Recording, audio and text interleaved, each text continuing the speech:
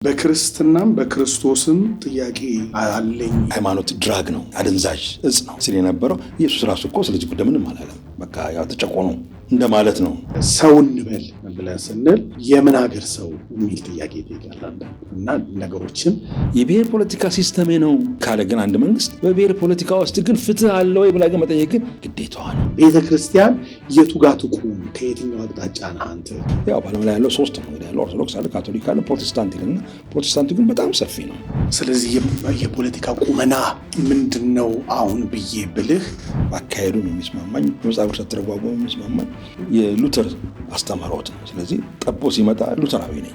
ለምሳሌ ሌላ ሃይማኖት ያለው ሰው ወደ መሪነት ቢመጣ ሙሉ ሃይማኖቱን በዛ ውስጥ እናደርገዋለን። አንዳንዱ በጌታ ከሆነ ይበቃል ምናምን ያለ እንደሱ ብሎ ነገር የለም። ሁሉም የየራሱ አተረጓጉም አለው። ስለዚህ አተረጓጉሜን ፈልገዋለሁ። የት ነበሩ እስከ ዛሬ?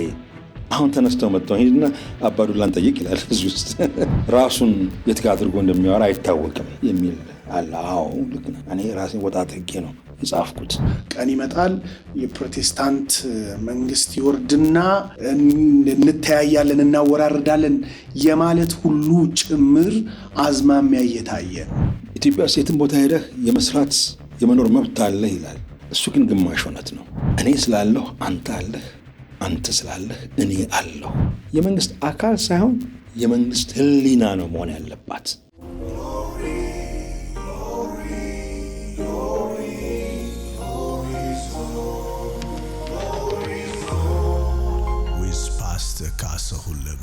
የፕሮቴስታንቱን ዓለም አሁን ቅድም እንደማትወክለው እና እንደ አንድ ግለሰብ ሀሳብህን፣ ስጋትህን፣ መፍትሄ ብለህ የምትላቸውን ሀሳቦች እነሱን አነሳ። ግን እንደ ግለሰብ ይያዝልኝ ብለኸዋል። በቀደሙት ዘመናትም ውስጥ የነበሩት የፖለቲካ ምህዳሩ ውስጥ ተጫዋች ሆነው የገቡት ወይም አበርክቶት የሰጡት የሃይማኖት ቤት በቀል የማህበረሰብ ክፍሎች የሆኑት ሰዎች የራሳቸውን ሀሳብ ነው ወክለው እንደ አንድ ቤተክርስቲያን ወይም ሙሉውን ስዕል ወክለውት ባይገቡም አንድ ከዛ የተነሳ ፕሮቴስታንት ውስጥ ካለው የወንጌላውያን ማህበር ነህ ወይስ የፔንቴኮስታል ማህበር ውስጥ በሚባለው ወይም በዚህ አሁን ድብልቅልቆሽ ብለህ በጠራኸው እንዳለ በዛ ውስጥ እንደ አንድ ራስህን ታየዋለህ። አንድ ሁለተኛ የኤትኒክ ፌዴራሊዝምን ቅድም ስታነሳ ሰው በሚለው ውስጥ ብቻ እናስገባው። አሁን እኔ ባለፈውም ሳስለው የነበረው ነገር ሰው እንበል ብለን ስንል የምን ሀገር ሰው የሚል ጥያቄ ይጠይቃል እና ነገሮችን ወደሚፈልገው አቅጣጫ ለመጠምዘዝ እና የፖለቲካ ቀስቱን ወደሚፈልገው አቅጣጫ ወስዶ ለማኖር እንደዛም ይፈልጋል እና በዛ ውስጥ ቅድም ያነሳሃቸው አሁን እነ ናይጄሪያ ከአፍሪካ ሌሎችም እንደነ ህንድ በጣም ብዙ ቋንቋ ተናጋሪዎች ከኢትዮጵያ በእጥፍ የሚበልጥ በመቶዎች የሚበልጥ የቋንቋ ተናጋሪ ያላቸው አሉ። ኤትኒክ ፌዴራሊዝም ውስጥ በዛ ውስጥ ያሉ የተለያየ ማህበረሰብ ክፍሎችን በአንድነት አድርገው በዓለም እንደውም ግዙፍ ኢኮኖሚና በጣም ግዙፍ የህዝብ ቁጥር ትልቅ ዲሞክራሲን ጭምር እየመሩ ያሉ ሀገሮችን ጭምር አሉበትና ወደ የትኛው አቅጣጫ ነው ይሄ ስጋት ካለ ቅድም ሰዎችም ወደ አሃዳዊ ብለው እንዳይፈርጁ ቤተ ክርስቲያን የቱ ጋር ትቁም? ከየትኛው አቅጣጫ ነህ አንተ? የቱ ጋር ትቁም ብለህ ነው የምትለው? እኔ በእምነት ደረጃ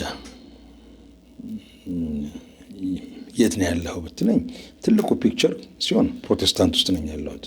በትልቁ ፒክቸር ፕሮቴስታንት ግን እንደው ኢንሳይክሎፒዲያ ሄደ ብትመለከተው በትንሹ ከ4000 በላይ ክፍልፋሎች አለው ይላል። ግን አሁን እንደዚህ ደግሞ አሁን ያንተን አንድ ቸርች ሌላውን አንድ ቸርች እንደዚህ ደግሞ ይቆጣጠርና ደግሞ ከ40,000 በላይ ነውም ይላል። ግን በቴዎሎጂ ደረጃ ተከፋፍሎ ያለው ግሩፕ ግን ወደ 4,000 ይደርሳል ይላል። ይሄ ፕሮቴስታንቱ ነው። እንግዲህ ፕሮቴስታንቱ ትልቅ ነው። እኛ ወደድንም ጠላንም ያው ኦንሊ ጂሰስን ተቀበልከውም ባልተቀበልከውም እንትኑ ስታቲስቲኩ ሲመድበው ወስዶ ፕሮቴስታንቱ ሌላ ነገር ስለሌለ ማለት ነው። ያው በዓለም ላይ ያለው 3 ነው እንግዲህ ያለው ኦርቶዶክስ አለ፣ ካቶሊክ አለ፣ ፕሮቴስታንት ይልና ፕሮቴስታንቱ ግን በጣም ሰፊ ነው። ስለዚህ እኔ ከዛ ውስጥ ነኝ ያለሁት። ከፕሮቴስታንቱ ደግሞ እንደገና በአብዛኛው ቲዮሎጂ የሚስማማኝ፣ በአካሄዱም የሚስማማኝ፣ በመጽሐፍ ቅዱስ አተረጓጎም የሚስማማኝ የሉተር አስተምህሮት ነው። ስለዚህ ጠቦ ሲመጣ ሉተራዊ ነኝ። አንዳንዱ በጌታ ከሆነ ይበቃል ምናምን ይላል። እንደሱ ብሎ ነገር የለም። ሁሉም የየራሱ አተረጓጉም አለው። ስለዚህ አተረጓጉሜን እፈልገዋለሁ። በአንድ ጉዳይ ላይ ሲመጣ ምንድነው የማምነው ብዬ መተርጎም እፈልጋለሁ። ስለ ቅዱስ ቁርባን ብትጠይቀኝ እኔ ቅዱስ ቁርባን የኃጢአት ስርየት ይገኝበታል ብዬ እንደ ሉተራዊ አምናለሁ። እንደ አናባፕቲስት ወይ እንደ ፔንቴኮስታል ከሆነም አይ መታሰቢያ አይሆንም ከዛ አያልፍም ይለኛል። ማወቅ አለብኝ። ልዩነት አለን ማለት ነው እሱ። ስለዚህ አይ በጌታ ነው የሚባል ነገር እሱ በጣም ሌላኛው ቅድም ከነሳነው ችግሩ አንደኛው በዚህ አሁን ህብረተሰቡን ፈጠርና አሁን ያገኘነው የሚባለው ትልቁ ችግሩ አንደኛው እሱ ነው። ይሄ ዝም ብሎ ተድበስብሶ አይ በክርስቶስ ካገኘ አይደለም። በዛ ውስጥ ብዙ ጥያቄዎች አሉ። ጥያቄን የሚመልስልኝ የትኛው ነው ብዬ መጠየቅ አለብኝ። ዲስፔንሴሽናሊስት አይደለሁኝም እኔ ለምሳሌ ስለ ክርስቶስ አመጣጥ ዳግም ምጽአት ላይ ፍጹም ከጴንጤቆስጤ የተለየ እምነት አለኝ። ስለዚህ የማምነውን አውቃለሁ። የማምነው ክፍል ደግሞ ቤት በኩል ነው ያለው። ስፈልግ ደግሞ ማገኘው ሉተር ውስጥ ነው ማገኘው። ሉተር ውስጥ ያለ ነገር ሁሉ ልክ ነው እቀበለዋለሁ ማለት አይደለም። የሚያጠያይቁኝ የሚያወያዩ ጉዳዮች አሉ። ግን አብዛኛው ቲዮሎጂውን ግን በዛ በኩል ያለው ለእኔ ይመቸኛል። ስለዚህ የት ጋር ነው የቆምከው? አሁን ይሄ መጽሐፍ ለምሳሌ ያህል ከፌስቡክ ላይ በጣም አጩኸው ከተቹኝ ሰዎች መካከል አንደኛው ራሱን የት ጋር አድርጎ እንደሚያወራ አይታወቅም የሚል አለ። አዎ ልክ ናቸው። እኔ ራሴን ወጣ አድርጌ ነው የጻፍኩት። አድርዋይስ ፕሮፓጋንዳ ነው የሚሆነው። እኔ ክሪቲካል ነው ማየት ፈልጉት። ክሪቲካሊ አንድ ነገር ስትመለከተው ራስን ወጣ አድርገህ ኦኬ፣ በዛ ላይ ሐቀኛ ሆነ እንድታይ ያደርግሃል። አሁን ከፕሮቴስታንቱም ከኦርቶዶክሱም አካባቢ ካቶሊኩም እንደና አባ ዳንኤል አይነቶቹም ሌሎቹም መጽሐፌን አይተው ሀሳብ ሲሰጡኝ የወደዱት ነገር አንደኛው ምንድን ነው? ኦነስት ለመሆን ሞክራል። የራስህን ቤትም ቢሆን ለመደበቅ አልሞከርክም፣ ለመሸፋፈንም አልሞከርክም። በቃ እንዲህ አይነት ስህተቶች አሉ እኛ ጋም። ስለዚህ ክሪቲካሊ ነው ያየሁት። ስለዚህ ወጣ ብዬ ማየቱ ክሪቲካሊ እንድጽፍ አግዞኛል። ከዛ ክሪቲካሊ ስመለከተው አደጋውን ደግሞ በደንብ እየታየኝ መጣ ማለት ነው። እሱ አደጋውን ደግሞ በዚህ መንገድ ካልተስተካከለ በስተቀረ ይሄ እኛ ያለንበት ፕሮቴስታንት የሚባለው ቤት አደጋ ውስጥ ራሱም ይገባል ሀገርም ያስገባል ብዬ እንዳይረዳኝ ማለት። ስለዚህ የመጀመሪያ ጥያቄ ላይ የት ነው የቆምከው ለሚለው ነገር ቢገር ፒክቸሩ አሁን እንዳልኩ ነው። የኤትኒክ ፌዴራሊዝምን በተመለከተ አሁን ህንድንም ይጠቅሳሉ። አንዳንዶቹ ወስደውም ኦስትሪያንም የሚጠቅሱም አሉ። ግን ከኛ ጋር ግን አንድ አይነት አይደለም። የኛ ጋር ትልቁ ችግር የመጣው በአንድ ብሔር የተዋቀረ አንድ ክልል ካለ በዛ ብሔር ውስጥ ያለ የፖለቲካ መብት በጣም ውስን የሚያደርገው በህገ መንግስቱ ላይሆን ይችላል። ግን በፕራክቲሱ ከዛ አካባቢ ተወላጅ ካልሆንክ በስተቀረ በፖለቲካ መዋቅር ውስጥ አትታይም። አንዳንዶቹ ያው ይገባኛል ክርክር ይፈጥራሉ። ለምሳሌ ያህል በሲዳማ ክልል ውስጥ ያለ ሰው ከላይ እስከታች በመዋቅሩ የሚጠበቀው የሲዳማ ሰው ሆኖ እንዲመረጥ የሲዳምኛ የሚናገር የሲዳማ እንትን ያለ እንጂ እዛ ክልል ውስጥ የኖረው ሰውዬ ሌላው ሐዋሳ ውስጥ የሚኖር ሌላ ሰው በአንድ ክልል ውስጥ ያለ ብሔር ውስጥ በአንድ ክልል ውስጥ ያለ የብሔር የሚተዳደር ክልል በዛ ክልል ውስጥ ያለው ሌላው ብሔር ሌላው ሰው ሙሉ የፖለቲካ መብት ተጠብቆለት የኢኮኖሚ ብቻ አይደለም። አንዳንድ አባባል አለ ኢትዮጵያ ውስጥ የትም ቦታ ሄደህ የመስራት የመኖር መብት አለ ይላል። እሱ ግን ግማሽ እውነት ነው። የመስራት የመኖር ሙሉ የፖለቲካል ተሳትፎ እስከሌለህ ድረስ መብትን የሚያስከብርልህ አካል በዛ ውስጥ አይኖርም ማለት ነው። እሱ ለምሳሌ ያህል ጂም ክሮ የሚል የአሜሪካን ሕግ አላቸው ወይም ነበራቸው። ጂም ክሮ ምንድነው? እሷ ባለፉት ጊዜ አንስተነዋል። ኢኳል በት ሰፓሬት የሚለው ነገር ነው። ስለዚህ እኩል ነህ፣ የትም አውቶቡስ የምትገባ እኩል ነህ፣ ስቴዲየም ብትሄድ እኩል ነህ ምናምን። አድሚኒስትሬሽን ላይ የመንግስት አስተዳደር ላይ ሲመጣ ግን ጥቁሩን አታየውም። ነጩ ብቻ ነው የበላይ የሆነው። ይኖራል እኮ እዛ ሱቅ ይከፍታል፣ ይበላል፣ ይጠጣል። ግን የፖለቲካ ራይቱ ግን ስላልተጠበቀለት ሁል ጊዜ የተጨቆነ ህዝብ ሆኖ ያለው። አሜሪካ ውስጥ የትም ሄደ መኖር ትችላለህ እኮ ጥቁር ሆኖ የተከለከልከው ነገር የለም ሊባል ይችላል። ግን የፖለቲካ መብቱን የሚያስከብርለት ፖለቲካል ሲስተም ግን ስለሌለ ጥቁሩ እንደተጨቆነ ነበር የሚኖረው።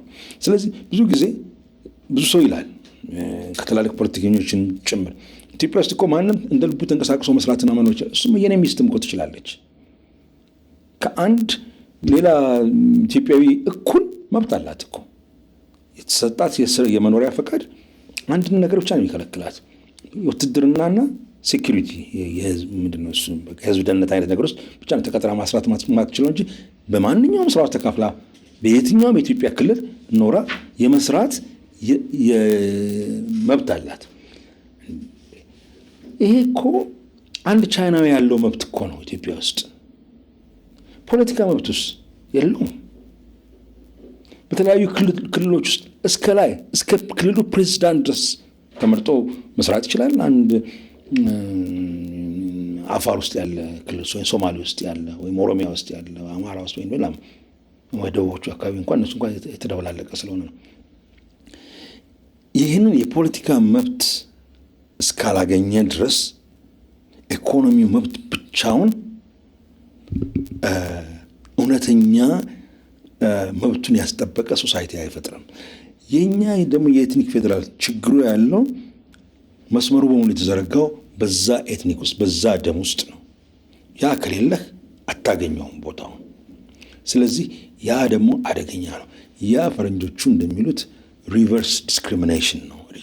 ድሮ በዛ እሱ የሆነ ኤትኒክ ባለበት አካባቢ ይሾምለት ነበር አይደለም። ቀኝ አዝማችን ግራ አዝማችን የተባለ ይሾምለታል። በደርግ ጊዜ ደግሞ የተለያየ ካድሬ ይሾምበታል። ስለዚህ ራሱን አያስተዳድርም። አሁን አዳማ ውስጥ ያለ አንድ ሰው ድሮ ይላክለታል ከየት ቦታ ተልኮ አስተዳዳሪ ይሆናል። አሁን ግን አዳማ ውስጥ ያለ ሰው ህዝብ ብሔር አላልኩም፣ አዳማ ውስጥ ያለ ህዝብ የፈለገውን ሰው መርጦ መሾም ይችላል። ኦሮሞ ሳይሆን ቢቀር አማራ ቢሆን ጉራጌ ቢሆን ወላይታ ቢሆን የአዳማ ነዋሪ ስለሆነ ብቻና ብቻ ተመርጦ ከንቲባ መሆን ይችላል። ሲስተሙ ራሱ የለም፣ አይፈቅድም። የከተማውን ከንቲባ ማን ነው የሚሾምለት? የኦሮሚያ ክልል በዛ ውስጥ የመጣ አንድ ሰው ነው የሚሾምለት እንጂ አዳማ ሰው ተሰብስቦም አይመርጥም። ከንቲባዬን አሁን ልምረጥ አይልም። አዲስ አበባም እንደዛ ነው። የትኛውም ከተማ ብትሄድ ይሾምበታል እንጂ አይመርጥም። ሲሾምበትና ሲሾምለት ደግሞ ያ ክልል ካለው የብሔር ሰው ነው የሚሾምለት ወይም ይሾምበት። ስለዚህ ሲስተሙ ፌር አይደለም፣ ሰዋዊም አይደለም። ሰው ይምረጥ የሚፈልገውን ነገር። ይሄንን አሁን በዚህ በመለከቱ ቦድካስት ላይም ያለው እንደዛ ነው። እኛ እኮ በጣም ጥሩ ሲስተም እኮ የኖረን እኮ አፍሪካውያን ነን እኮ። እድር አለን። እድር የምንመርጠው የምንሾመው የምንሽረው በብሔሩ አይደለም። እድሩን ከአንድ ቦታ አንስቶ ሌላ ቦታ ይወስድልናል ብለን የምናስበውን ሰው እንመርጣለን። ያንን እድር ወደ ቀበሌ ብትወስደው፣ ያንን ሲስተም ወደ ወረዳ ብትወስደው፣ ወደ ዞን ብትወስደው፣ ወደ ከተማው መስተዳደር ብትወስደው፣ ወደ ሀገር ብታመጣው የማይሰራበት ምንም ምክንያት የለም። ምክንያቱም ታች በእድር ደረጃ ሰርቷል። እሱኑ ዘመናዊ እያደረግክ ብታመጣው በሌላውም ሲስተም ይሰራል። እኛ የራሳችን የሆነ ራሳችን ለዘመናት ያስተዳድርንበት ባህል ያለን ህዝቦች ነን። ይሄ ከፈረንጅ የመጣ በኤትኒክ ፌዴራሊዝም የሚባል ነገር ሌሎች የሞከሩትን እዛ ውስጥ እንደገና ኮሙኒዝምን ሞክረን ላሸቅን አልሆነልንም። የእኛም አልነበረም፣ አፍሪካዊም ኢትዮጵያዊም አልነበረም። ይሄ ብሔር ብሔረሰብ የሚባል የኤትኒክ ፌዴራሊዝም ኢትዮጵያዊም አይደለም፣ አፍሪካዊም አይደለም። እኛ ኡቡንቱ ይላል ደቡብ አፍሪካ ሰው። እኔ ስላለሁ አንተ አለህ፣ አንተ ስላለህ እኔ አለሁ ይላል። እና ይሄንን የበለጠ ማሳደግ የምንችልበት ኢትዮጵያዊና አፍሪካዊ የሆነ ሲስተም አለን። ወደዛ እንመለስ ነው። ስለዚህ የፖለቲካ ቁመና ምንድን ነው አሁን ብዬ ብልህ ገና ከዚህኛውም ከዛኛውም ሳይሆን ወደ ካልቸራል የሊደርሺፕ ፎርማቱ ተመልሰን ከሱ ትምህርት ቀስመን እንደገና ተነስተን እንምጣ። እኔ ካልቸራውን ፖለቲካ አቋም እኮ አዲስ እኮ አለ። ሆል ወርልድ እኮ ያለ ነገር ነው። ዋን ማን ዋን ቮት የሚሉት እኮ ነው። በቃ እሱኛውን የፖለቲካ አቋም እሱን እኮ እያወራል አንድ ሰው አሁን ሀገሪቷ ካለችበት ይለያል። እሺ ከሀገሪቷ ካለችበት ይለያል። አሁን እኮ ዋን ማን ዋን ቮት እኮ አይደለም እኮ። አሁን እኮ ቮት ታደርጋለህ የምትመርጠው ለቢሮ ነው እንጂ አሁን የክልል ፕሬዚዳንቱን አንተ አትመርጠውም፣ ወይም የከተማውን ከንቲባ አትመርጥም። ፓርቲ ነው የሚሾምልህ። አንተ የምትመርጠው ፓርቲውን ነው። ስለዚህ ዋን ማን ዋን ቮት አይደለም። እኔ እያልኩ ያለሁት ምንድን ነው እሱ እኔ ለምኖርበት ወረዳ እኔ ልምረጥ። የምመርጠው ሰው ደግሞ በብሔር አይደለም፣ መስራት ይችላል አይችልም በሚል ነው። ወደዛ ነው መመለስ ያለበት። የዛን ጊዜ ምን ያደርገዋል ማለት ነው? የብሔር ፖለቲካ የሚባለውን ነገር ያስወግደዋል ማለት ነው። እሱ ሰው የሚመረጠው የወረዳ ሁለትን እኔ አስተዳድራለሁ እንዲህ አደርጋለሁ ብሎ በር ቤቴ መጥቶ አንኳኩቶ ብትመርጠኝ እንዲህ አደርጋለሁ ብሎኝ አንተማ ብዬ መርጠው አንተማ በሬም እንዳደርስ የምለው ሰው ኤትኒኩን ሳላይ ችሎታውን አይቼ የሚመርጠው ሰው ሲስተሙ ወደዛ መምጣት አለበት።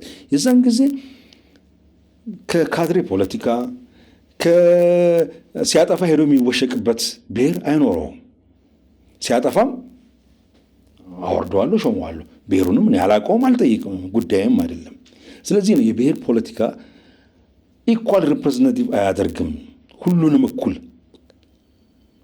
ሊወክል የሚችል አይደለም። በዚህ ላይ ደግሞ ህገ መንግስቱ ሌላ ትልቅ ችግር ያለበት ውህድ ብሔር ያላቸውን ምንም እኮ የሚላቸው ነገር የለም። እሱ ደግሞ በሚሊዮን ይቆጠራል ኢትዮጵያ ውስጥ ማለት አባቱ ትግራዋይ እናቱ ወላይታ ልትሆን ትችላለች። ይህን ሰውዬ ግን ምረጥ ስትለው ምንድን ነው ህገ መንግስቱ የሚለው? በአባቱ ነው የሚመዘገበው። በአባት ስለሆነ የመታወቂያ የምን ምዝገባ ብሔር የሚለው ነገር ሁሉ ጊዜ የሚመዘገበው አባት ነው። ስለዚህ ትግራዋይ ነው ይላል። እሱ ግን ስነ ልቦናው ወላይታ ተወልዶ ይሆናል ያደገው። ህገ መንግስቱ ግን ቦታ አይሰጠው። ስለዚህ እንዲህ አይነት ቁጥር ደግሞ በሚሊዮን የሚቆጠር ነው ኢትዮጵያ ውስጥ ያለው። ስለዚህ እንደገና መታየት አለበት። ይሄን ነገር ካላስተካከልነው በስተቀረ እንዲሁ ዝም ብለን እየተነሳን ኢትዮጵያ ውስጥ የትም ቦታ ሄደ መኖርና መስራት ትችላለህ? ኖ መስራትና መኖር እችላለሁ። የፖለቲካ መብቴን የሚያስከብርልኝ ሲስተም ግን ከሌለ ያፈራሁትን ንብረት ሁሉ አባቱ ዳኛ ልጁ ቀማኛ ነው የሚሆንብኝ። ቢነጥቀኝ የምጮህበት ቦታ የለኝም። ኦፍኮርስ አለ ፍርድ ቤት መክሰስ፣ እሷ ጨዋታ ነው። እሱማ ጂም ክሮ ላይ ማየ ነው፣ አሜሪካ ማየ ነው። አይሆንም። ሲስተም ውስጥ እኔ ከሌለሁ ኖሬ መብቴን ማስከበር ካልቻልኩ ብንጠቀም የቆራጭ ጨዋታ ነው የሚሆነው። ስለዚህ ሲስተሙ መስተካከል አለበት። እሱን ለማስተካከል ደግሞ ከብሔር ፖለቲካ መውጣት አለብን ነው የኔ አንድ ምስኪን ተራ ዮናስ ኮርፌ ሀሳብ ነው። ያንተ ሀሳብን የግዴታ ማስተናገድ ደግሞ ፍጥረታዊ ነው እና ያን ነገር ደግሞ ማድረግ ጤናማነት ነው እና ከዛ አንጻር ሁሉም ሰው ተመልክቶ ሳለ ወደ ቤተ ክርስቲያን ስንመጣ ፕሮቴስታንታውያን በመጽሐፍ ውስጥ ካሰፈርከው አንዱ የቤተ ክርስቲያን አካሄዶች አብዛኛው ባልተጠና መንገድ ትለዋለህ፣ ባልተዘጋጁበት ሁኔታ ብለህ ታቀርበዋለህ። ከዛም አልፎ አሁን ላይ ያለውን በከፍተኛ የአደጋ ስጋት ውስጥ ትከተዋለህ። አማኝ መሪዎች በቀጥታ ወይም የፕሮቴስታንቱ ዓለም ውስጥ ያሉ ግለሰቦች እንደ ተቋም ባይሆንም ኢንቮልቭመንታቸው በግለሰብ ደረጃ ግን እዛ ውስጥ በብዛት ስለተገኙ የወደፊት ስጋት አርገህ ትጠቅሳቸዋለህ። ቤተ ክርስቲያንን ደግሞ ከወዲህ በኩል ደግሞ ስናመጣ ቤተ ክርስቲያን የተሰጣት ሚሽን አለ። በሐዋርያው ጳውሎስ የተጻፈ እና የተሰጠ አደራ አለ ለነገስታት፣ ለመሪዎች፣ ለነሱ እጅግ ጥብቅ ጸሎት እንዲደረግ። ምክንያቱም ጸጥና ዝግ ብለን እንድንኖር ማለት የተረጋጋ ማህበረሰብ እንዲኖር፣ የተረጋጋ ኢኮኖሚ፣ የተረጋጋ ፖለቲካ፣ የተረጋጋ የማህበረሰብ ተግባቦት እና ቁርኝት እንዲኖር የሚሉት እነዛ ነገሮች እና አደራችንን በብቃት እንድንወጣም ጭምር ስለሚያግዙ ወንጌል ሰላም በሌለበት ሁኔታ ውስጥ እየሄድክ የምትሰብከውም የሰላም ምንጭ ምና ምክንያት ቢሆንም መቀሉ ግን አበክሮ የሚጽፈው አደራ የሚለው ነገር ያንን ነው። እንጸልይ፣ ጸልዩ ከሁሉ አስቀድሞ ነው እንደውም የሚለው እና ለምን ሁለቱ ተጋቡ አንድ ላይ ግለሰቦቹና እንደ ተቋም ደግሞ ውክልና ይዘው አይመስለኝም ይገቡት አይደለም። እሱ በጣም አጽንኦት መስጠት አለብን አይደለም። ለምን አሁን ልክ እንደዛም ሲሆን መንግስትን እና ግለሰቦችን በዛ ውስጥ በመሪነት ደረጃ ነገ ጠዋት ላይ ለምሳሌ ሌላ ሃይማኖት ያለው ሰው ወደ መሪነት ቢመጣ ሙሉ ሃይማኖቱን በዛ ውስጥ እናደርገዋለን። የእስላም መንግስት ነው እንላለን፣ የኦርቶዶክስ መንግስት ነው እያለን ወይ የእንትን መንግስት ነው እያለን እንደዛው ነው የምንቀጥለው የሚያስብለውንም ጥያቄ ያስነሳል። እና ያንን ባላንስ አድርገን በዛ ላይ ትንሽ አሁንም እየታየኝ ያለ ስጋቶች አሉኝ። ስጋቶቹ ምንድን ነው? ቀን ይመጣል እናንተ ፕሮቴስታንታውያን እንደዚህ ያደርጋችኋል እና ስለዚህ አሁን እሱም እንደተናገረው ይላሉ አንዳንዶቹ፣ እሱም እንደተናገረው ቀን ይመጣል የፕሮቴስታንት መንግስት ይወርድና እንተያያለን፣ እናወራርዳለን የማለት ሁሉ ጭምር አዝማሚያ እየታየ ነው። እና ያ ደግሞ እንደ ስጋት ሳይታየህ ወይ በምንድን ነው ነው? ስጋቴ እኮ እሱ እኮ ነው።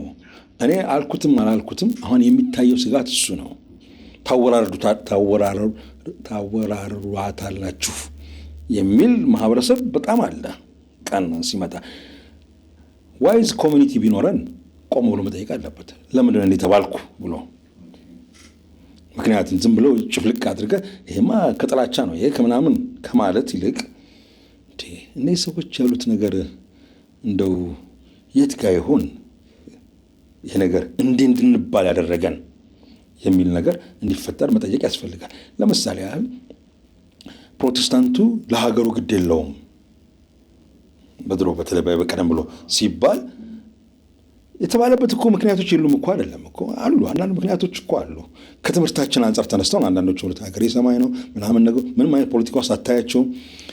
በደርግ ጊዜ ያው ሁሉ ነገር ሲፈጸም ኢትዮጵያ ውስጥ እንኳን ምን ነገር ማድረግ ባትችል ቤተክርስቲያን ወይም አማኝ በውጭ ግን ነበር ፕሮቴስታንቱ።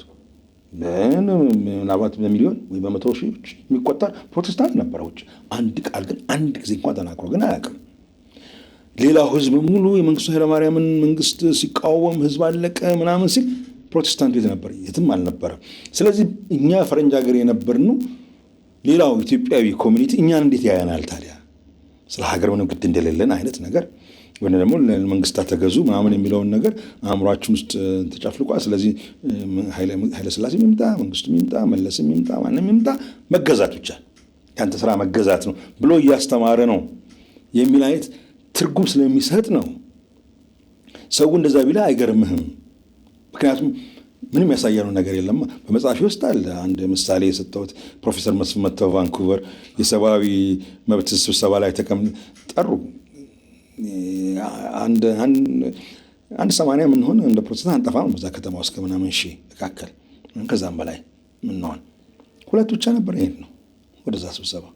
የተቀረው በሙሉ ግን ያው ከኦርቶዶክሱ ወይም ከምስሊሙ ከምናምን የመጣ ነው። በኢትዮጵያ ጉዳይ ላይ ኮንሰርንድ የሆነ ነበር የመጣው። ሌላው ግን የለም። አሁን ኦፍኮርስ እኛ ሁለታችን እነሱ ሲያዩን በመደነቅ ነው የሚያዩን፣ እንዴት መጣችሁ ብለው። ያንን እኮ እይታ የፈጠርነው እኛ ራሳችን ነን። አክቲቭ ብንሆን እኮ ያገባናል ብንል እኮ ማህበረሰቡ ሲጋጭ ወደ እርቅ ብንመጣ አሁን አሜሪካን ሀገር ወይም ካናዳ የኖርኩባቸው አካባቢዎች ትላልቅ ከተማዎች ውስጥ አበሻው ይጋጫል በተለያየ ምክንያት ማህበረሰቡ ማለት ነው። አስታራቂ ሆኖ ግን አታየውም። አስታራቂ ሆኖም እንኳን ሲጠራ አታየውም። አስታራቂ ሆኖ ሲጠራ የምታየው ማለት ነው ወይ የኦርቶዶክስ አባት ወይ የሙስሊም ሼክ ነው። ማህበረሰብ ውስጥ ችግር ተፈጥሮ ማለት ነው። እሱ መጠየቅ የለብንም እንዴ? ለምን እንዲሆን? ለምን ሰው እንደዛ አየን? አሁን ትንሽ ይሻላል። አንዳንዶች ትንሽ ወጣ ያሉ እየታዩ እንደ ፓስተር ገሌ ምስት ይጠራ ማለት ተጀምሯል። እኔ በኖርኩባቸው ጊዜያቶች ግን የማህበረሰቡ መካከል ጠብ ሲፈጠር አስታራቂ ሆነው የሚመጣው ወይ ከዚህ ከሁለቱ ነው። እኛን እንደ አስታራቂ እንኳን አያስቡን። እኛም ቢጠሩን ጠሩን እንዴ ነበር የምንለው። ስለዚህ አሁንም ሰው ይሄ እናንተማ አንድ ቀን አላችሁ ሲል ቆመን መጠየቅ ያለብን እኛ ነን። እንዴ ለምን እንዴት ተባልን ብለን መጽሐፍ ውስጥ ለማየት የሞከርኩት እሱ ነው። የበዛ አግላይነቱ አልነበረም ወይ? እንደዛም ደግሞ አንዱ ምክንያት ሁሉም ባይሆንም አግላይነትና ይህን ማህበረሰብ ጠልነትም ጭምር ባለፈው ጊዜ ማንስተነዋል። ግን አንድ ጥያቄ ልጠይቅ። ፕሮፌሰር መስፍን መጡ ቫንኩቨር ስብሰባ በሰብአዊ ፖለቲካም አይደለም እኮ የሰብአዊ መብት ጉዳዮች ላይ እነጋገር ብሎ ጠሩ። ብዙ ሰው መጣ። ከፕሮቴስታንቱ የመጣ ግን 2 ብቻ ነን። እሱንም ደግሞ ጸሐፊ ውስጥ ብያለሁ። ስንመለስ የቤተክርስቲያን ሽማግሌዎች ጠርተው በጣም ወቀሱ። እንዴት እንዲህ አይነት ቦታ ትገኛላችሁ? ደግሞ ሁለታችንም ደግሞ በሽምግልና አመራር ውስጥ የነበርን ሰዎች ነበር። እንዴት የፖለቲካ ፓርቲ ስብሰባ አይደለም። እሱንም እንኳን ቢሆን እንኳን እንዴት ምን ችግር አለ? እሱም እንኳን አይደለም። ስለዚህ ከመገለሉም በላይ ራሳችንንም ያገለልንበት መንገድ በጣም ይበልጣል። ማን ይከለክለዋል? አሁን እዛ ውስጥ ያለ ከተማ ቫንኩቨር ውስጥ ከተማ ያለ የፕሮቴስታንት አማኝ ጴንጤቆስጤ ቢሄድ ማንም ሰው ሲያዩ በደስታ እንደ ሰዎች እኮ መምጣት ጀመሩ ይል ነበር። መዋጮ አለው ለማለት እኮ ነው። አሁን አግላይነቱም ራስን የማግለሉ እነዛም ጭምር ልክ ነው። እሱን አክሰፕት እንሰርተን እኛም ግን እሱን ለመለወጥ የሞከርንበት መንገድም በጣም ደካማ ነው። አሁን ደግሞ ለወጥ ነው አልና በጣም ወደፊት መጣን። ስንመጣ ደግሞ አሁን ይሄ ነገር ደግሞ መልሶ አደጋ ያመጣብናል። አሁን እኔ ፍራቻ እኮ ሁለቱም ጥግ ነው አይደለም? ያኛውንም መራቃችን ልክ አይደለም። አሁንም ደግሞ ዥው ብለን እንዲሁም ላለሁኝ ዋና ውስጥ እንደገባ እንትን ነው እንዲሁም ሌንጮ ነው እንትን የሚለኝ እሳቸው ኢንተርቪው ላይ ያነሳ አሁን ዳይቭ ይገባል የለበሰውን ሱፍ እንኳን ሳይቀይር። ምክንያቱም አስጠይቀው አሁን እንግዲህ እሱ ያው የቄስ ልጅ ነው፣ እዛው አካባቢ ያደገ ሰው ነው። በደምብ የእኛን ቸርች ያውቃል፣ መዝሙሮችም ሁሉም ነገር ያውቃል፣ ምንም እንኳን ተከታይ አሁን ባይሆን። ስለዚህ የቤቱ ሰው ነው ማለት ትችላለህ። ምንም እንኳን ራሱን በግልጽ ቢያገልም ያውቀናል በደንብ። እና ስጠይቀው አሁን እንዴት ነው የታየህ ፕሮቴስታንቱ ወይም ጴንጤቆስጤ በጣም እንዲህ ወደ ፖለቲካ መተወስደ ይላል። የሚገርመኝ ነገር እኮ ቢኖር እኮ እሱ ነው እኮ አለ። የት ነበሩ እስከ ዛሬ? አሁን ተነስተው መጥተው ሄድና አባዱላን ጠይቅ ይላል። እዚህ ውስጥ እኔም ጠይቀኛለህ ይላል። ከዛ በኋላም ይላል ሱፍ ልብስ ለብሶ እሱን እንኳን ሳይቀይር ዳይቭ እንደገቡ ሰዎች ናቸው የሆኑት ይላል። ይሄ የብዙ ሰው ፐርስፔክቲቭ ነው። ልክ ነው ልክ አይደለም? እንግዲህ እኛ ራሳችን ኦነስት ሆነን ጠይቀን ወይ አጋኖታል ልትል ትችላለህ፣ ወይ በጭራሽ ማ የለን በደረሰበት ማንደረስም ልትክር ትችላለህ። እኔ ከሁለቱም አይደለሁም፣ ግን አለን ባይ ነኝ አለን። ስለዚህ ጥንቃቄ ካላደረግን ዋጋ ያስከፍላል። እኛ ደግሞ ይሄን ነገር በማሰብ አስበንበት አይደለም የመጣ ነው። በደንብ መንገድ ቀርጸንለት አይደለም የመጣ ነው። እንዳነብ ፍቃድልኝ። በዚህ ጉዳይ ላይ አንድ ቦታ ያልኩት ሐሳብ አለ። አማንያን በየብሔራቸው ፓርቲ ቢያቋቁሙ ይህ ለአንድ አማኝ ወይም ቦርን አጌን ክርስቲያን ትክክለኛ አካሄድና መጽሐፍ ቅዱሳዊ ድጋፍ አለው ወይ ብሎ ምዕመናን ቢጠይቁም የተዘጋጀ ስነ መለኮታዊ መልስ ቤተክርስቲያን አልነበራትም። ይህ እንግዲህ 83-85 በና አካባቢ ኢህአዴግ ገብቶ ፓርቲ እንደ ጉድ መፈልፈል ጀመረ።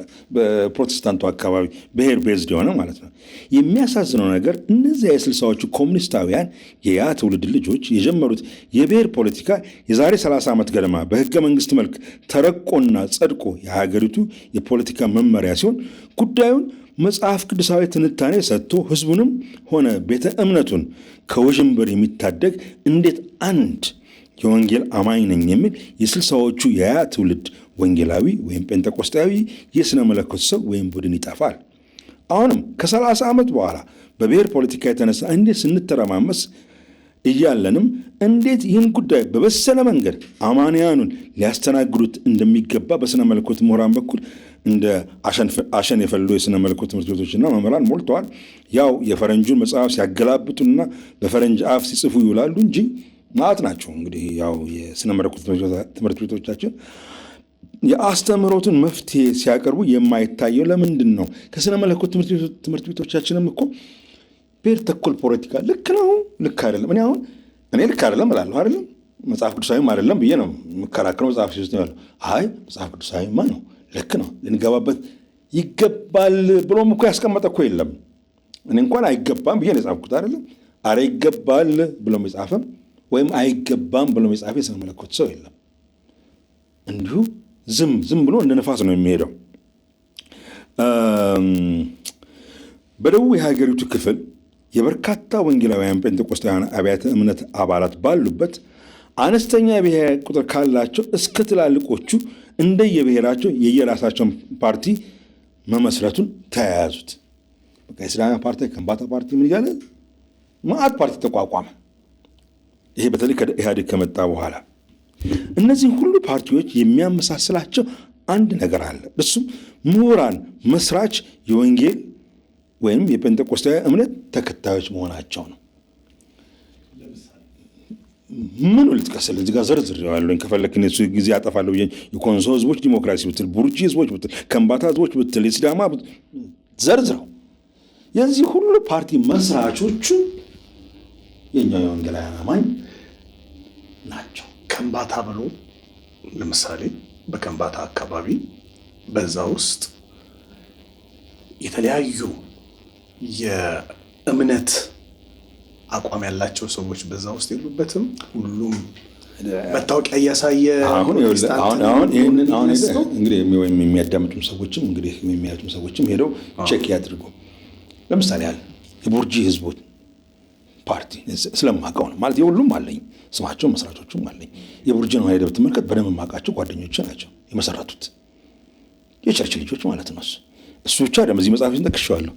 የቡርጂ ልጆች ፓርቲ ያቋቋሙና ኢህአዴግን ተቃዋሚ ፓርቲ በተለይ በ97 ምርጫ ላይ ለመሳተፍ ፈልገው አቋቋሙ። ሁሉም በሚያስችል ደረጃ የቸርች ልጆች ናቸው።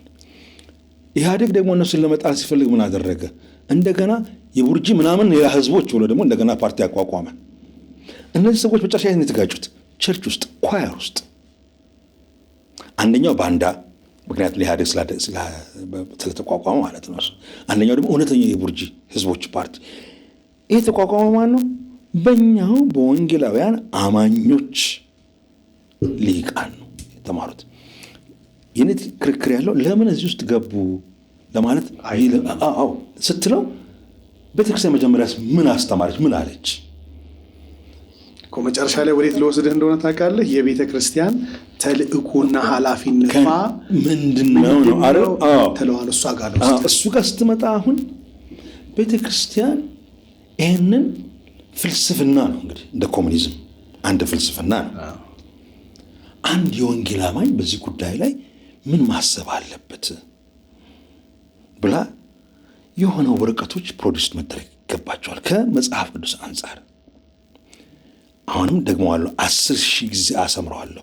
ልክ ነውም ካለች ጥሩ ነው፣ በርቱ፣ ግቡ፣ ሀገርን በዚህ ያግዙ ይገባል ማለት። ልክ አይደለምም ካለችም ደግሞ የለም በዚህ ጉዳይ ላይ ልትገባበት አይገባም፣ ምክንያቱም እንደኔ አቋም ይህ ክርስቶሳዊ ነው ካለችም ደግሞ ማስተማር አለባት። ጨው ነኝ ብርሃን ነኝ ነው አይደል የምትለው? ብርሃንን እንዴት ነው የምታሳየው? አሁን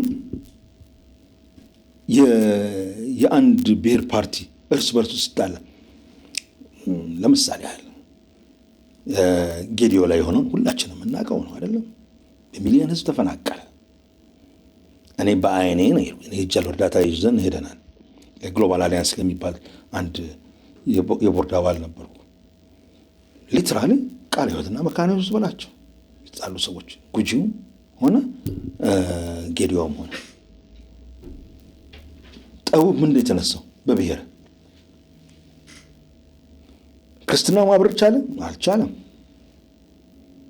ያ ደግሞ ሲዳማ ውስጥም አጋጥሟል። ሌሎች ብዙ ቦታዎችም አጋጥሟል።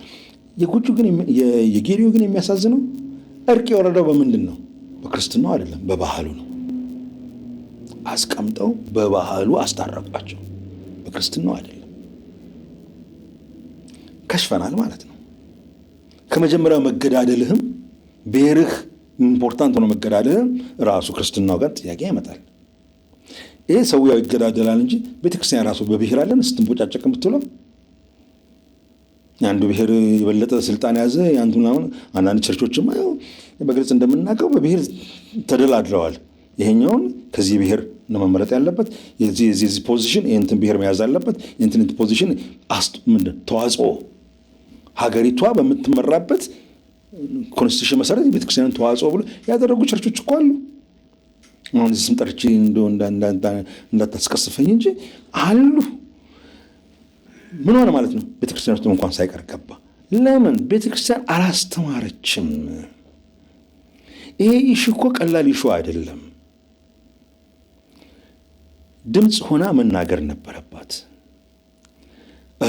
አደጋውንም ማሳየት ነበረባት።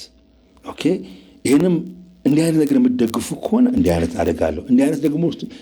ስለዚህ የቤተ ክርስቲያን ድምፅ አሁን አንተ ልታመጣኝ እየሞከርከው ያለው እኛ ወንጌል መስበክ ነው እንጂ ሌላ ነገር የሚለው ነገር ስትመጣ እሱ አስቸጋሪ ጉዳይ ነው የሚያደርገው። ምክንያቱም ቅድም ብላ ጠቀስ አድርገዋል። ሰላም የሌለበት ቦታ ወንጌል መስበክ አትችልም። ሱዳን ውስጥ ሄደህ ምን ማድረግ ትችላለህ? አሁን ሰላም በሌለበትም ቦታ ወንጌል መስበክ አትችልም።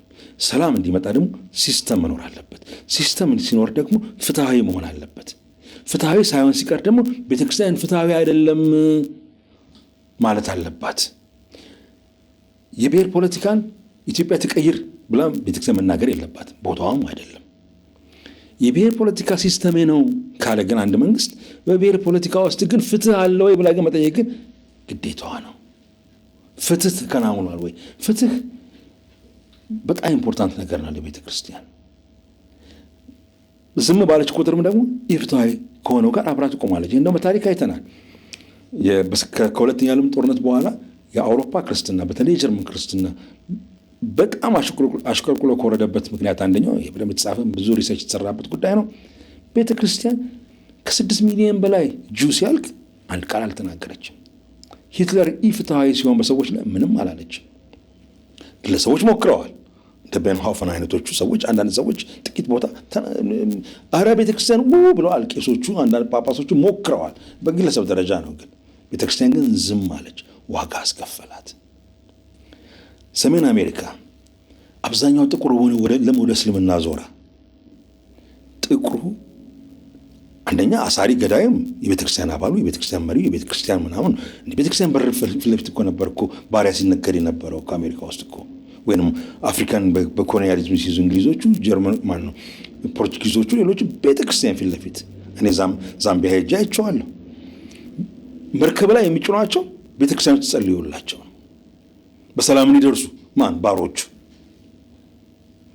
አሜሪካ ከገቡ በኋላ ያ ሁሉ ላይፍ ካለፈ በኋላ የነጻነት ነገር ሲመጣ ቤተክርስቲያን ያው ለሁለት ተከፈለችን። ሰሜን አሜሪካ ደቡቡ እንዲሁም ባይብል ቤልት የሚባለው የባሪያ ንግድን ማስቀጠል ፈለገ።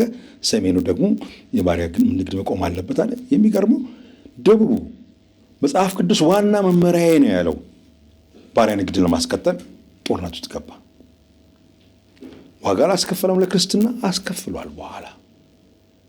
ስለዚህ ኃላፊነት አለባት ከወንጌሉም አንጻር። ግን ምን ሆነ ለመሰል አሁን በኢትዮጵያ ሀገሮች የሚመሩበት የሀገር መንግስቱ እንዳለ የተመሰረተበት የተዋቀረበት ህገ መንግስቶች አሉ።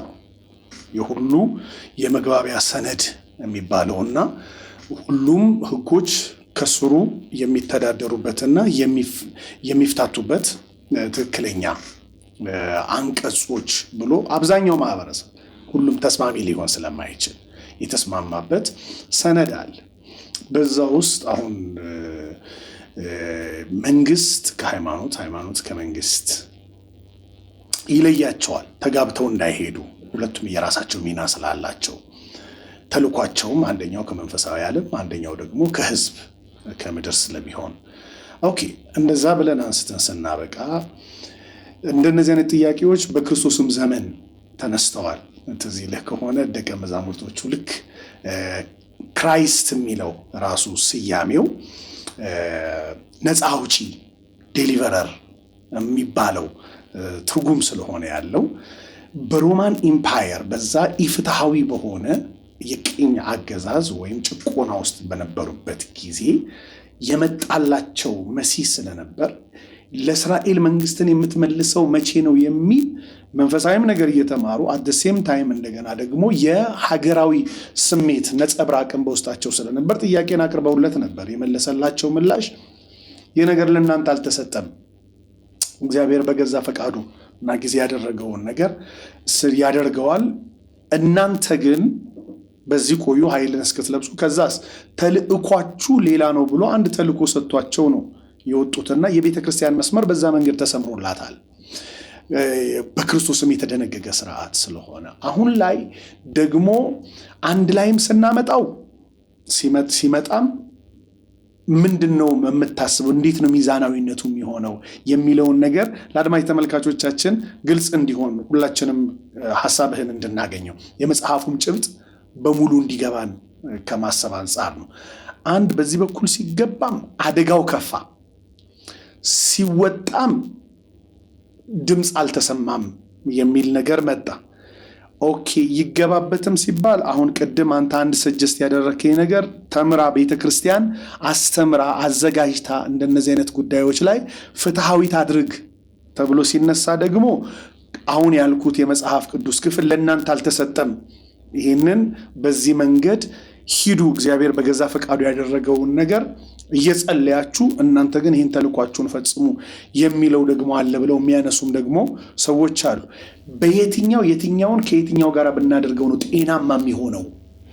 እኔ አሁንም መጨረሻ ያልከው ነገር አለስ እንግዲህ ጆሆቫ ዊትነስ ካልሆን በስተቀር ከመንግስት ራሳችን ሙሉ ለሙሉ አርቀን እነሱ አሁን ምንም በመንግስት ስርዓት አያምኑም፣ በምንም ነገር አያምኑም። በቃ ያው ስለዚህ አንደኛው አጽንተው ከሚያነሱት ጥቅስ አንደኛው ይሄ ነው። ግን ለእኔ ግን ይሄ ጎራዳ ነው።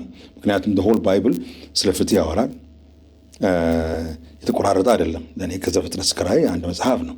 ስለዚህ በዛ ውስጥ ፍትህ አለ። እርግጥ ነው ቅድም ያነሳው ነገር አለ። ኢየሱስ ክርስቶስ ስለዚህ ጉዳይ ምንም ያለው ነገር የለም። እንደም ትልቁ ክርክር አንድ የሚነሳው እና ካርል ማርክስም ያለው ይሄ ሃይማኖት ድራግ ነው፣ አደንዛዥ እጽ ነው ሲል የነበረው ኢየሱስ ራሱ እኮ ስለዚህ ጉዳይ ምንም አላለም። በቃ ያው ተጨቆኑ እንደማለት ነው። ይሄንን ሐሳብ ያነሱና በቃ አርፈ ተገዛ። ዮሐንስ ብቻ መንገድ ጠራጊው ነው በአብዛኛው ያነሳው ወታደሮች ሲመጡ። ግን ከዛ ቀጥሎ ግን የመጡትም ደግሞ የቤተክርስቲያን አባቶችን ስንመለከትም ስለዚህ ጉዳይ አንስተዋል፣ ስለ ፍትህ አንስተዋል፣ ስለ እውነት አንስተዋል፣ ክርስቲያን ስለ ፍትህ እንዲቆም አንስተዋል።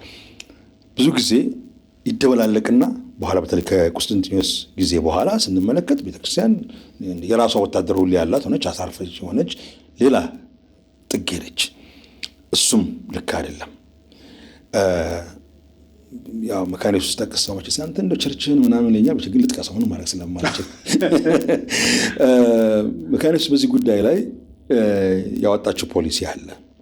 በቤተክርስቲያን መሪነት ላይ ሲሆኑ ካህናት መሪዎች ኢቭን በቤተክርስቲያን ሽምግልና ሰው ሲመረጥ ከፖለቲካ ራሱ ማራቅ አለበት በዛ ፖዚሽን ላይ ሲሆን፣ ምክንያቱም በሱ ውስጥ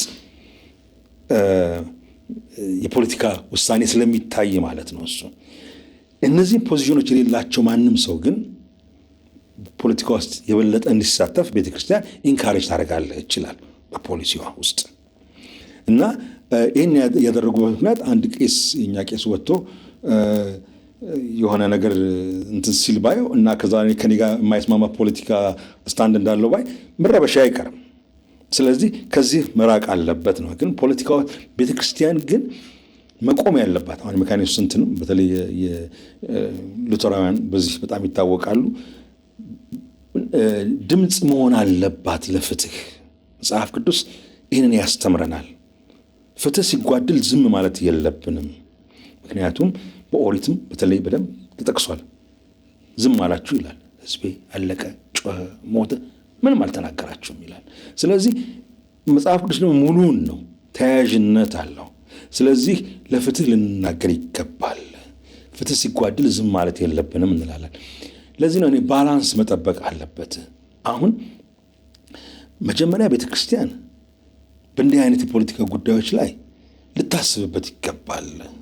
በተለይ የመንግስት ፖሊሲ ሆኖ ሲመጣ ኦኬ፣ በእንዲህ አይነት ፖለቲካ ውስጥ ደግሞ የምትገቡ ከሆነ ደግሞ የት ድረስ ነው መግባት ያለባችሁ? ስለ ፍትህ መቆም አለባችሁ ብላ ማስተማር አለባት። እሱን ስላላስተማርን አሁን ቅድም የተፈጠረው ነገር አወራናልም። ጌዲዮ ላይ እንደተፈጠረ ምናምን ላይ እንደተፈጠረ ጉጂ ላይ እንደተፈጠረ እያል ደቡብ ውስጥ ብዙ እንደተፈጠረ ኦሮሚያ ውስጥ እንደተፈጠረ እያል እናወራለን።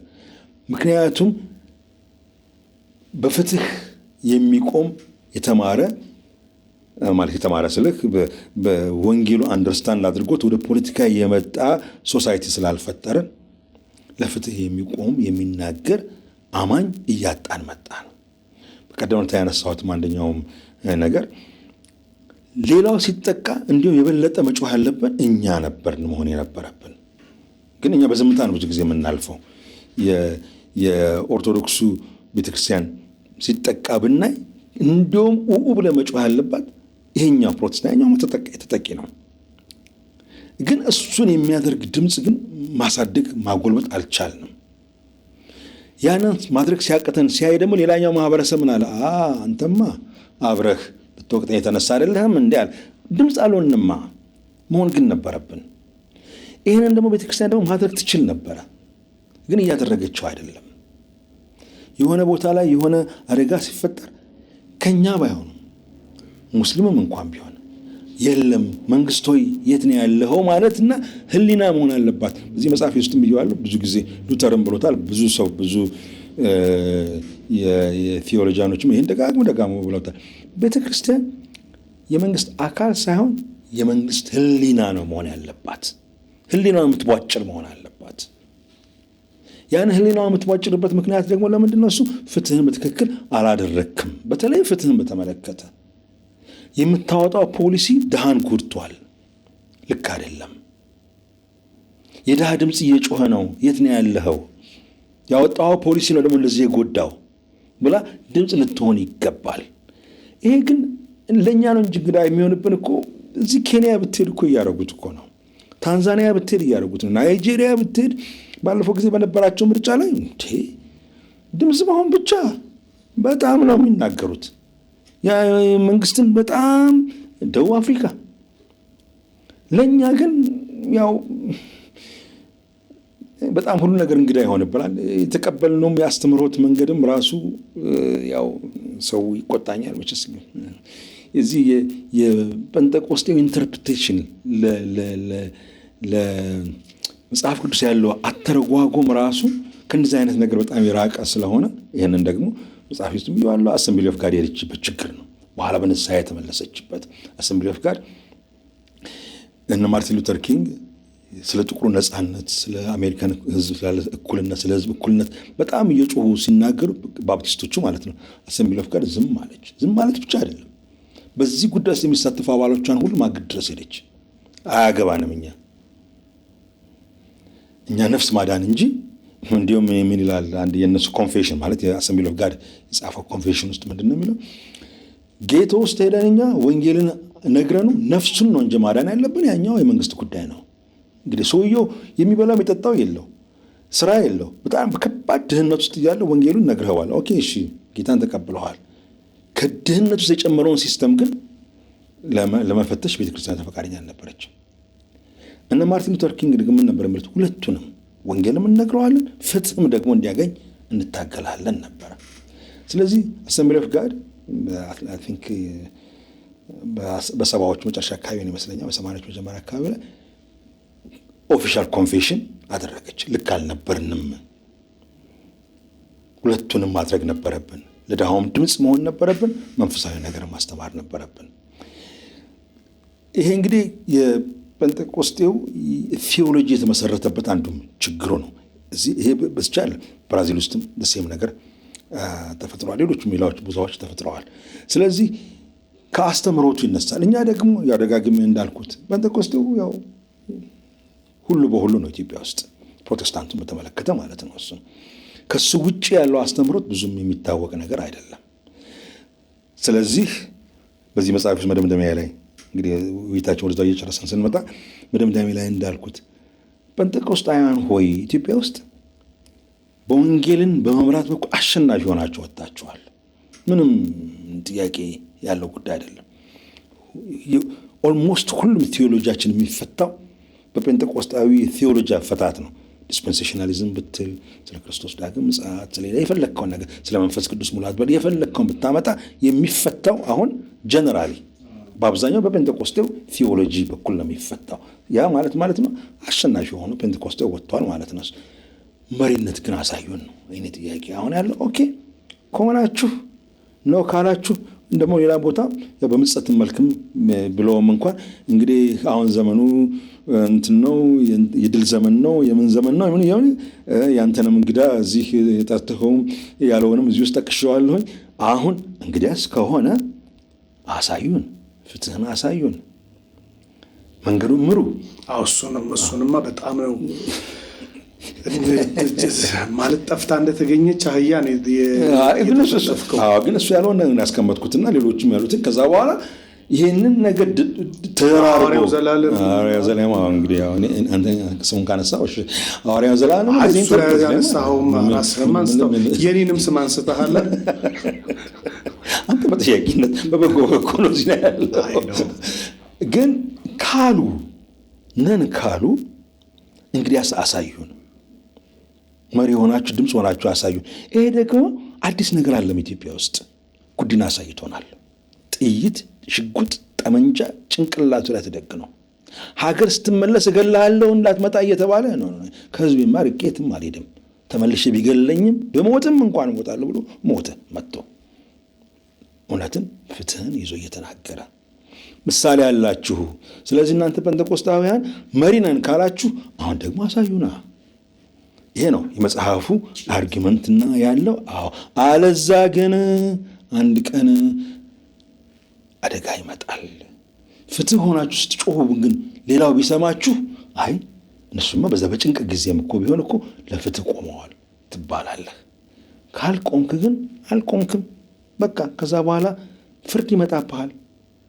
እኔ እንደ ግለሰብ ነው አሁን እንደ ግለሰብ በተለይ እንደ ግለሰብ ሆኖ በመሪነት ላይ ያሉት ማለት በቸርች መሪነት ላይ ያሉት ቤተክርስቲያን ድምፅ ያላቸው ሰዎች ፍትህ ሲጠፋ ሲያዩ አረ ፍትህ ጠፋ ማለት አለባቸው። ይህንን ደግሞ ኢትዮጵያ ውስጥ ነው እንጂ የተቸገርነው ሌላ ቦታ ሁሉ አድርጎታል።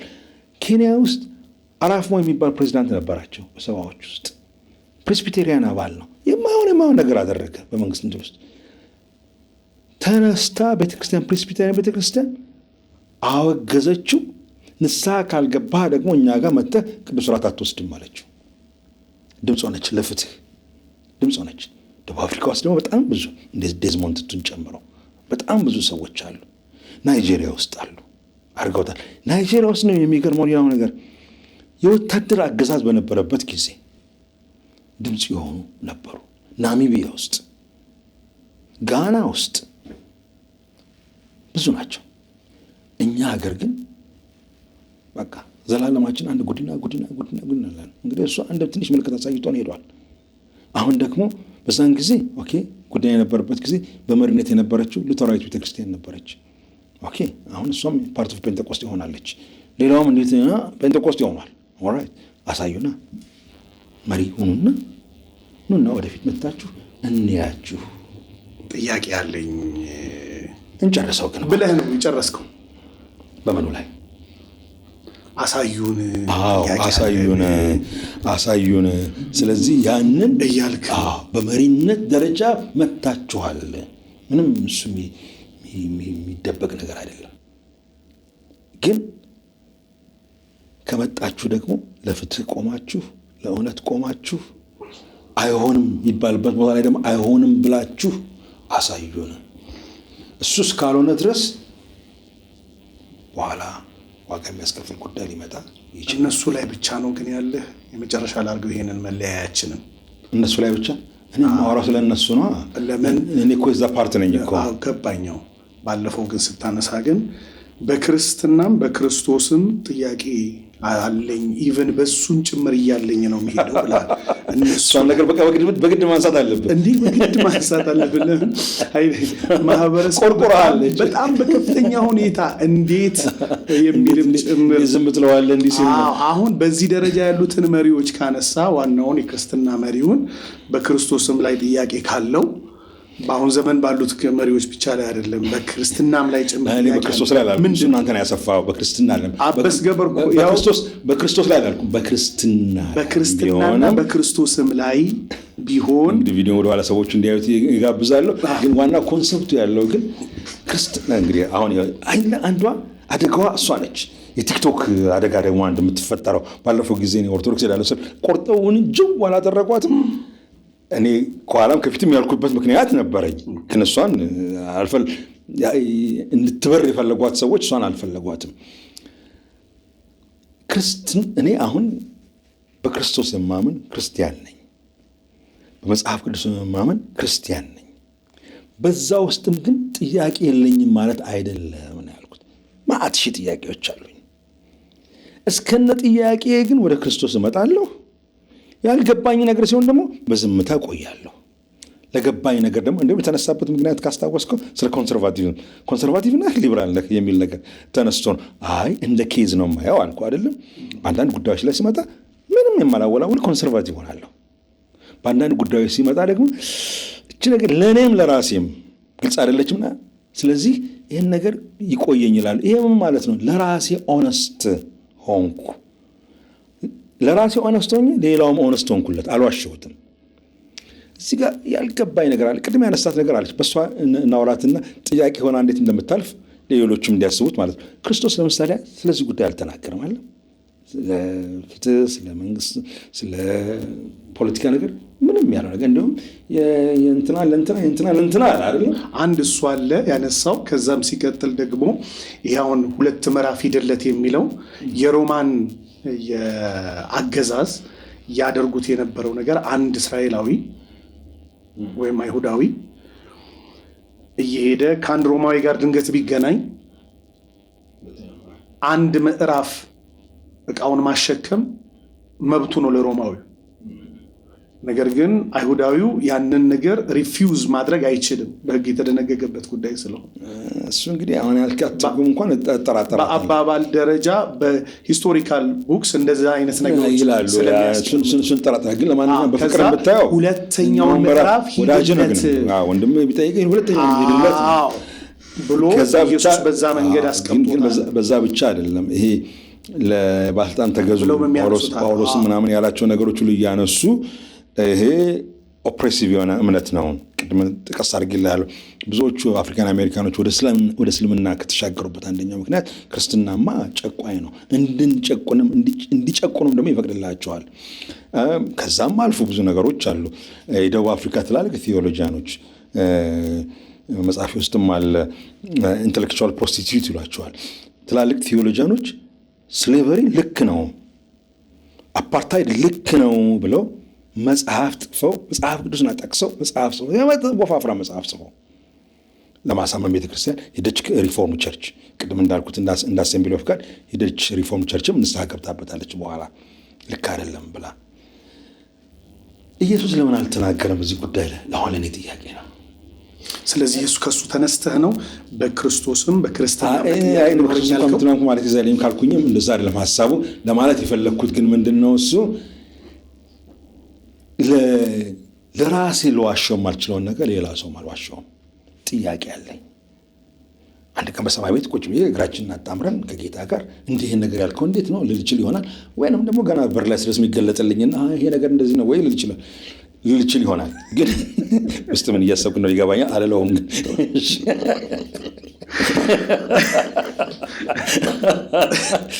በጣም ተዝናንተህ የጨረስከው ኢንተርቪው ቢኖር ይሄ ሳይሆን አይቀርም። እኔ ሁሌም እንደዚሁ ነው በቃ ማድረገው። ለምን በቃ እየተሰማህ ወደ ፖይንቱ ስንመጣ ግን እኔ ለራሴ አልዋሽም። በቃ መጽሐፍ ቅዱስ ውስጥም ያልገቡኝ ነገሮች አሉ።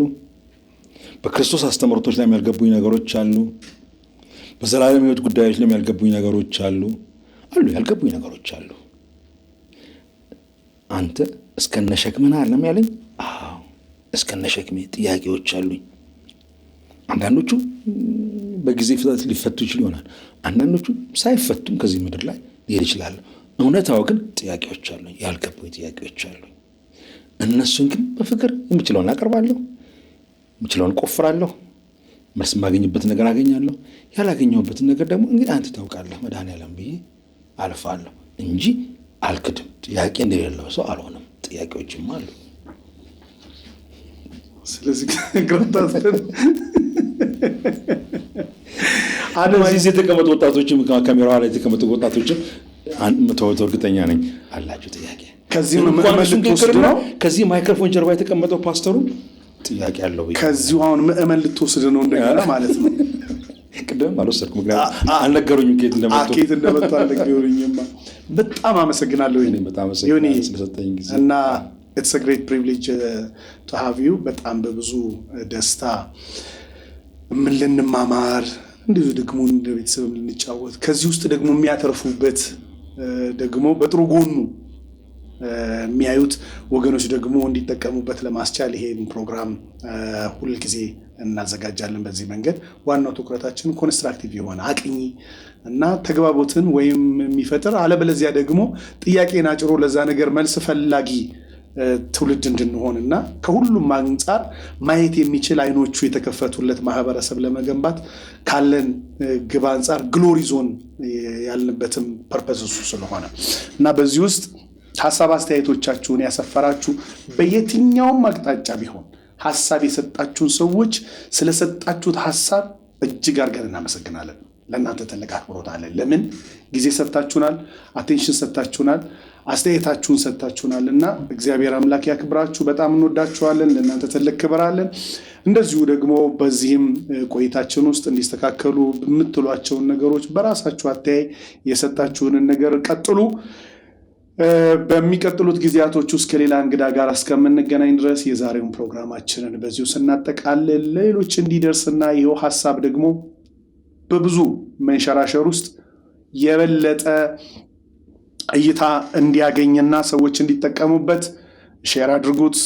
ለወዳጆቻችሁ ላኩላቸው፣ አስተያየቶቻችሁ ላኩልን። ጸጋ ይብዛላችሁ። ከመላይ ስቱዲዮ ባለሙያዎችና ከአድማጭ ተመልካቾች ጋር